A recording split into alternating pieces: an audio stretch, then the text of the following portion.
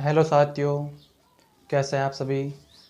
स्वागत है आपका फिर से यूट्यूब चैनल वीर तेजा क्लासेज में। जैसे कि हमारी संपूर्ण राजनीति चल रही थी, जिसमें हमने पिछली क्लास में भाग 4 पूरा कर लिया था, जिसमें नीति निधि से तत्व किए थे हमने पिछले भाग में, यानी अनुच्छेद हमने 36 से लेकर 51 तक किए थे। फिर हमने भाग 4 के भी कर लिया था और 51 के भी कर लिया था, ठीक है, जिसमें हमारे मूल कर्तव्य थे वे भी हमने कर लिए थे। आज की क्लास हमारे करने वाले हैं भाग 5 कि हमारा जो भाग 5 है उसमें क्या है।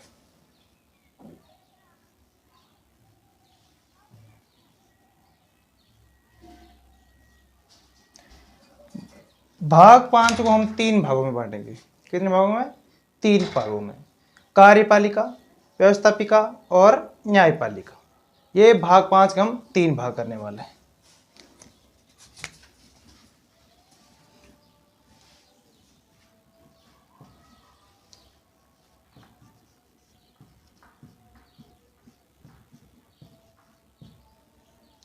कार्यपालिका,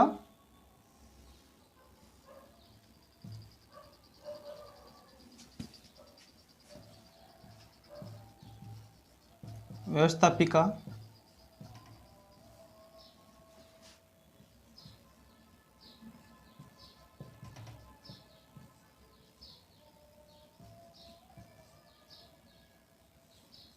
न्यायपालिका।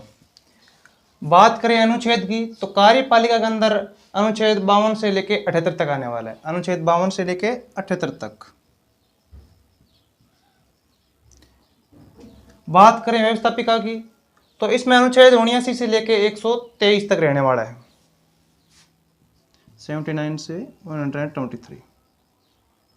बात करते हैं न्यायपालिका की तो न्यायपालिका के अंदर अनुच्छेद रहने वाला है 124 से 147 तक कि अनुच्छेद 124 से लेकर 147 तक जो भी अनुच्छेद है वह न्यायपालिका से संबंधित है। अनुच्छेद 52 से लेकर 78 कार्यपालिका से संबंधित है और व्यवस्थापिका से 79 से लेकर 123 तक जो भी अनुच्छेद है वह व्यवस्थापिका से संबंधित है। अब बात करते हैं इनके अंदर कौन कौन से आते हैं। अगर इसके अंदर बात करें तो राष्ट्रपति आता है, इसके अंदर उपराष्ट्रपति आता है,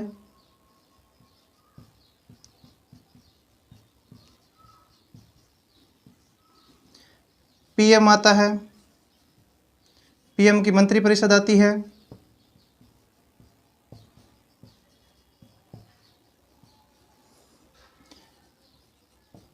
महान्यायवादी आता है, अटॉर्नी ऑफ जनरल यानी एजी, भारत सरकार का वकील, ठीक है, महान्यायवादी।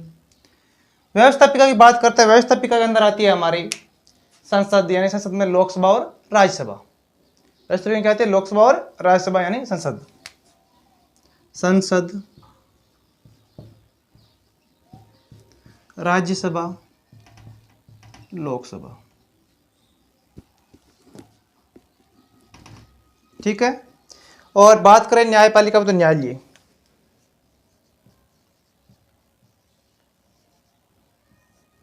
न्यायालय यानी 3 स्तर के हैं।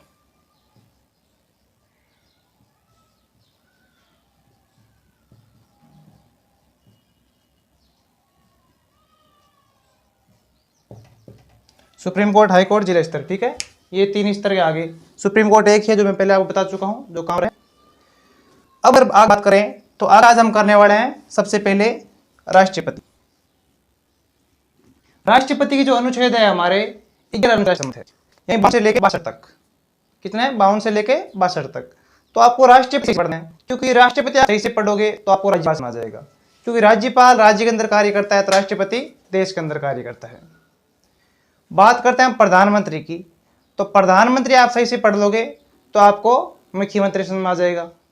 दोनों ही एक जैसे कार्य है, वह देश के कार्य करता है तो ये राज्य के कार्य करता है, ठीक है। ये रहा है आपका भाग 5, ठीक है, जो हमारे 3 भागों में बांटा गया है, यानी कार्यपालिका, व्यवस्थापिका और न्यायपालिका। कार्यपालिका अनुच्छेद क्या है? 52 से लेकर 78 तक। व्यवस्थापिका के 79 से लेकर 123 तक। न्यायपालिका के 124 से लेकर 147 तक।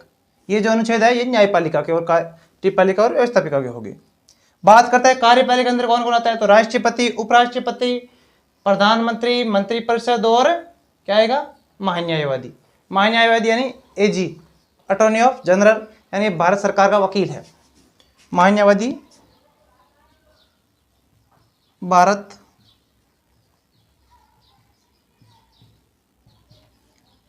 सरकार का वकील, ठीक है। महान्यायवादी क्या होता है, जो भारत सरकार के जो भी केस होते हैं वह महान्यायवादी देखता है, यानी उनकी पैरवी कौन करता है, महान्यायवादी करता है।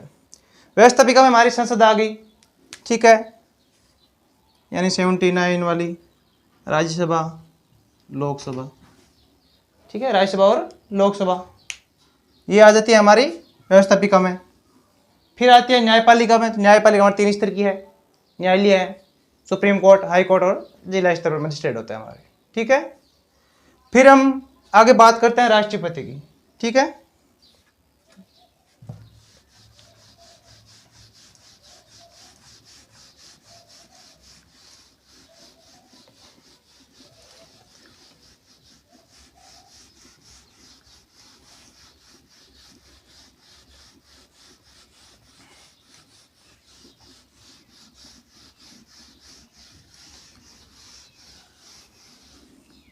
जो भाग 5 है तो काफ़ी बड़ा है, तो एक पार्ट में तो ये होने वाला नहीं है, तो इसके लिए कम से कम हमें 3 से 4 पार्ट बनाने पड़ेंगे, जिसके लिए आपको भी लगातार मेहनत करते रहना है। क्योंकि कहते हैं ना कि मैदान में हारा हुआ व्यक्ति तो फिर से जीत सकता है, कि मैदान में हारा हुआ व्यक्ति फिर से जीत सकता है, लेकिन मन से हारा हुआ व्यक्ति फिर कभी नहीं जीत सकता, ठीक है। तो करते हैं मेडिन डालिए राष्ट्रपति।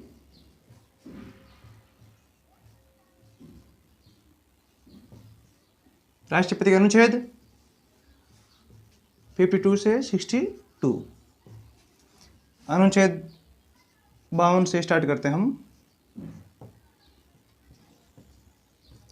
अनुच्छेद 52 क्या कहता है, अनुच्छेद 52 है जो राष्ट्रपति के पद का उल्लेख करता है। अनुच्छेद 52 क्या करता है कि अनुच्छेद 52 राष्ट्रपति का जो पद है उसका उल्लेख करता है, ठीक है।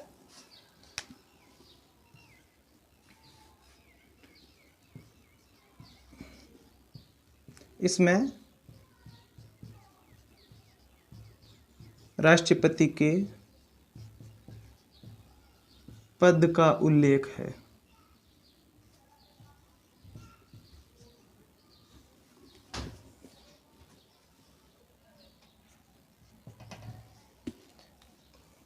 फिर अगला अनुच्छेद 53।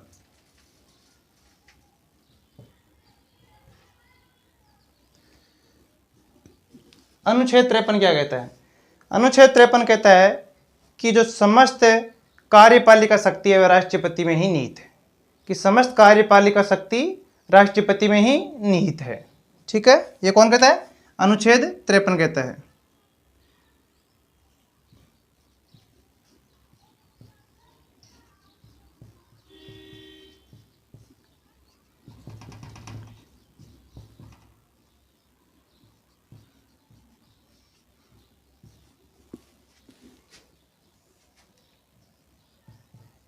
समस्त कार्यपालिका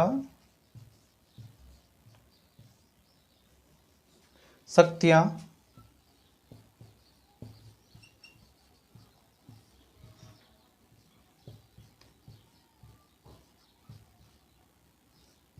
राष्ट्रपति में ही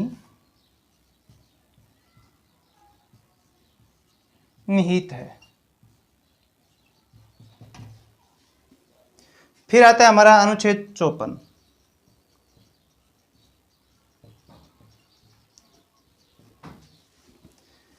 अनुच्छेद 54 राष्ट्रपति के निर्वाचन मंडल से संबंधित है। अनुच्छेद 54 किससे, राष्ट्रपति के निर्वाचन मंडल से, यानी राष्ट्रपति को कौन कौन वोट दे सकता है, ठीक है, उससे संबंधित है।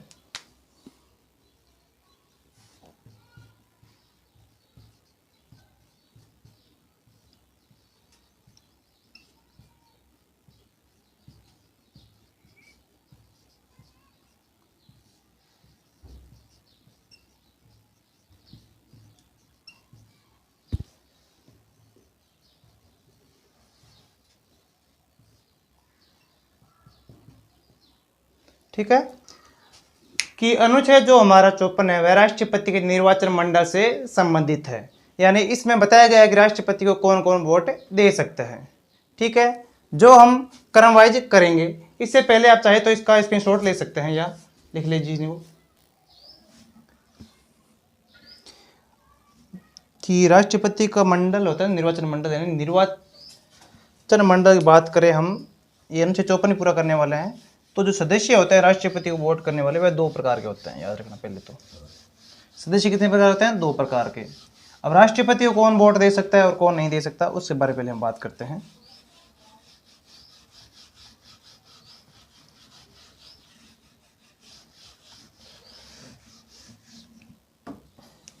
अनुच्छेद हमारा 54 ही चल रहा है।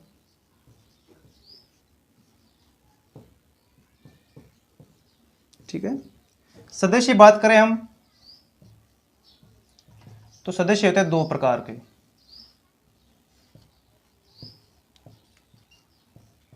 एक होता है निर्वाचित, एक होता है मनोनीत।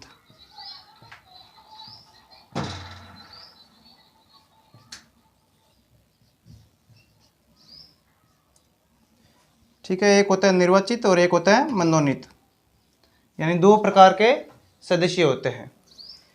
बात करें निर्वाचित सदस्य की, तो निर्वाचित सदस्य वह होते हैं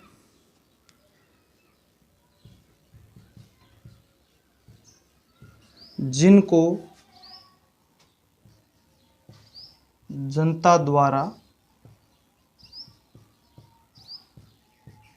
वोट देकर चुना जाता है।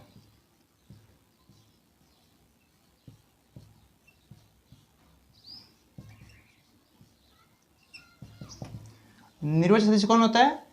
जिनको जनता ने वोट देकर खुद चुना है अपनी सहमति से, वह होता है निर्वाचित सदस्य। और बात करें मनोनीत, मनोनीत सदस्य वह होते हैं जो सीधी नियुक्ति पाते हैं,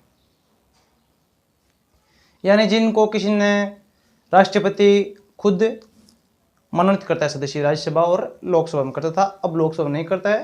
पहले लोकसभा में 2 एंग्लो इंडिया के नाम से 2 सदस्य मनोनीत करता था, पर अब नहीं है। राज्यसभा में 12 सदस्य करते हैं। अब राज्यसभा के सदस्य 12 मनोनीत सदस्य हैं, वह राष्ट्रपति को वोट नहीं कर सकते, क्योंकि इनको चुना किसने है? राष्ट्रपति ने चुना है। तो वोट की बारी आएगी तो वह भी किसको चुनेंगे? राष्ट्रपति को ही चुनेंगे। इसलिए मनोनीत सदस्य वे भाग नहीं लेंगे राष्ट्रपति के चुनाव में। ठीक है, और ये जो 12 सदस्य होते हैं, कला से, संस्कृति से, साहित्य से, खेल से, किसी भी क्षेत्र में जो अच्छे होते हैं, जिनको राष्ट्रपति खुद अपनी इच्छा अनुसार मनोनीत कर सकता है। अगर आपके अंदर कोई ऐसा गुण है कि आप राज्यसभा के सदस्य बनने लायक है, तो राष्ट्रपति आपको मनोनीत कर सकता है। ठीक है, ये होता है सदस्य 2 प्रकार के। कि अब जो राष्ट्रपति का चुनाव में कौन कौन सदस्य भाग लेते हैं उसकी हम बात करें,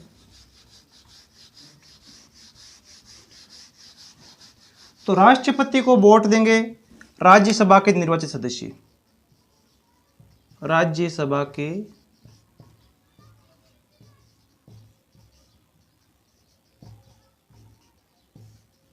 निर्वाचित सदस्य। एक ये हो गए। 2 नंबर पे अगर बात करें हम, तो लोकसभा के निर्वाचित सदस्य,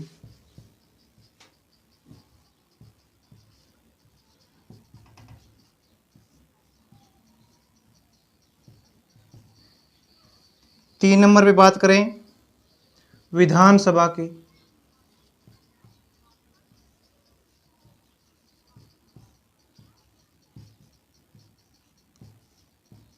निर्वाचित सदस्य,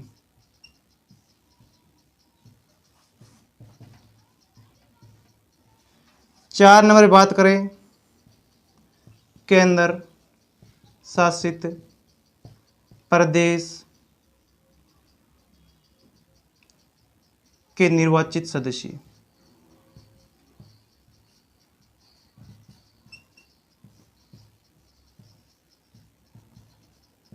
वह भी सिर्फ और सिर्फ 2 केंद्र शासित प्रदेशों के। टोटल कितने हमारे केंद्र शासित प्रदेश? 8। कितने? 8 में से सिर्फ 2 ही केंद्र शासित प्रदेश के सदस्य वोट दे सकते हैं। कौन कौन से है? एक तो हमारा दिल्ली,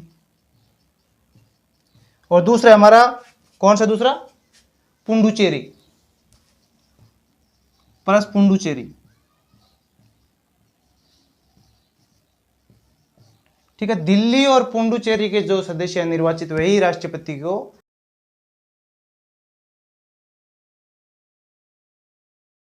निर्वाचन में भाग ले सकते हैं। ये बात कब कही गई? ये बात कही गई 70वें संविधान संशोधन द्वारा। 70वां संविधान संशोधन कब हुआ था? ये 1992 में।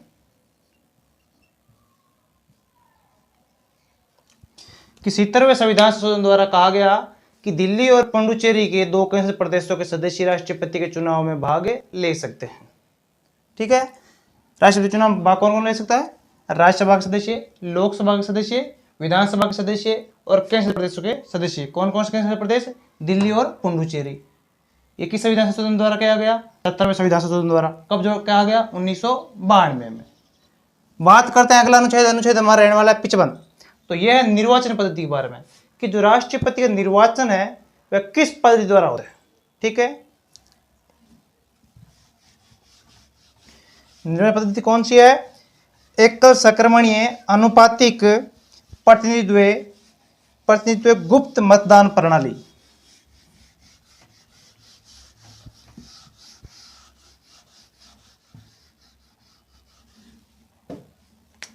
अनुच्छेद 55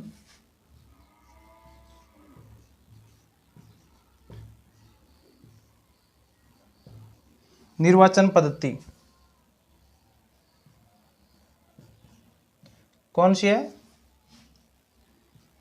एकल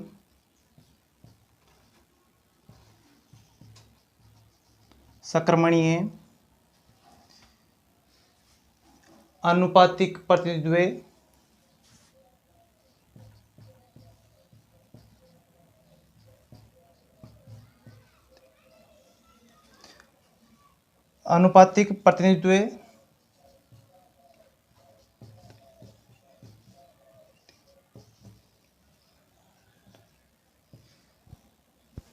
गुप्त मतदान प्रणाली।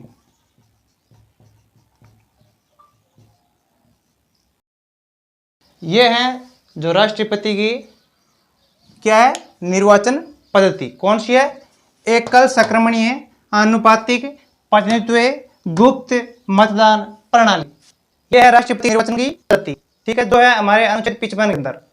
अब बात करें कि जो मत मूल्य होता है, एक एमएलए की तरह होता है और एक एमपी का कितना होता है।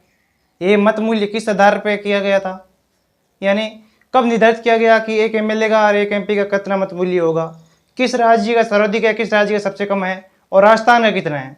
अगर इसकी हम चर्चा करें तो चर्चा काफ़ी लंबी हो जाएगी, जो हम अगले पार्ट में करने वाले हैं। ठीक है, और बाकी जो हमारे अनुच्छेद हैं आगे वह भी हम नेक्स्ट पार्ट में करेंगे। इस पार्ट में बस इतना ही। इस पार्ट में छोटी सी आपको जानकारी देनी थी कि हमारे भाग 5 अंदर क्या क्या आता है, वह हमने आपको दे दी थी। और हमने राष्ट्रपति की शुरुआत कर दी है। अब जो राष्ट्रपति की शुरुआत कर दी है, मैंने आपको पहले ही बोला था कि राष्ट्रपति का जो टॉपिक है बहुत बड़ा टॉपिक है, कोई छोटा सा टॉपिक तो है नहीं जो 1-2 पार्ट में हम पूरा कर दें।